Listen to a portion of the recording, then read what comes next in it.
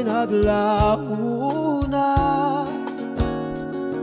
Sana hanapin pa. Lumilipas ang panahon, kabiyak ng ating gunita. Sa paglipas na panahon, bakit kailangan nilumisan? Na panahon ang pagkakataon,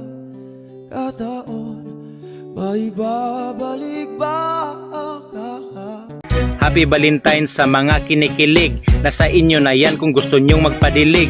Ang payo ko sa inyo, huwag kayong magmadali, baka ang katri ay biglang mabali. Happy Valentine's din sa mga single na nilalangaw na ang mga tinggil. Ang baygon katul dapat ang inyong bilhin upang kayo ay hindi lamukin. Happy Valentine's sa mga naghiwalay, hindi na kontento kaya inaaway. Pareho lang naman lahat yan ng lasa, bakit pa kasi